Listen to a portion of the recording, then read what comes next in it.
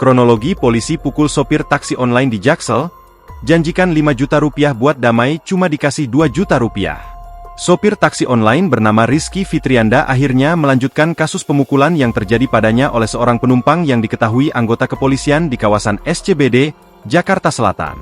Kuasa hukum Rizky, Roberto Sihotang menceritakan kronologi awal pemukulan terhadap kliennya tersebut. Awalnya, Rizky mendapat penumpang dari kawasan Senayan City, Jakarta Selatan dengan titik tujuan ke halte Polda Metro Jaya, Jakarta Selatan pada Kamis, 31 Oktober 2024. Di tengah jalan dipastikan lagi sama si Rizky, ini benar Pak halte bus Komda, Polda Metro Jaya.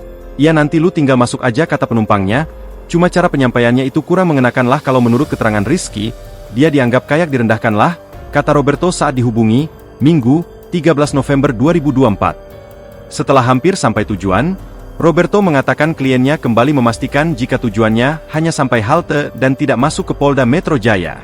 Jika ingin masuk, penumpang diminta untuk merubah titik tujuan.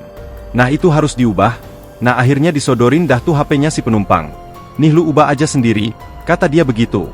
Begitu pas dia noleh ke belakang, mobilnya ini kan manual, dia injek kopling dah tuh, enggak nginjek rem.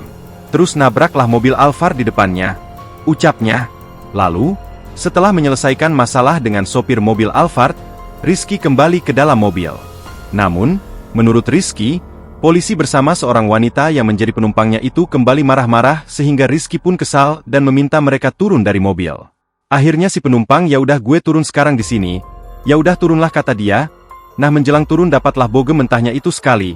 Jelasnya, aksi pemukulan itu pun terekam oleh handphone Rizky sehingga dia pun memutuskan untuk membuat laporan polisi. Namun, saat berada di SPKT Polda Metro Jaya, anggota polisi itu ternyata sudah menunggunya. Di sana, anggota polisi itu meminta kasusnya untuk tidak dilanjutkan. Rizky yang ingin membuat laporan malah dibawa ke sebuah ruangan oleh 2 anggota polisi lainnya. Di dalam ruangan itu, Roberto mengatakan kliennya merasa tertekan karena diminta untuk membuat surat pernyataan perdamaian. Rizky saat itu pun dijanjikan uang ganti rugi sebesar 5 juta rupiah oleh 2 anggota polisi yang membawanya untuk biaya pengobatan. Merasa tak berdaya, akhirnya Rizky membuat surat perdamaian itu dengan tulisan tangannya seperti video yang viral.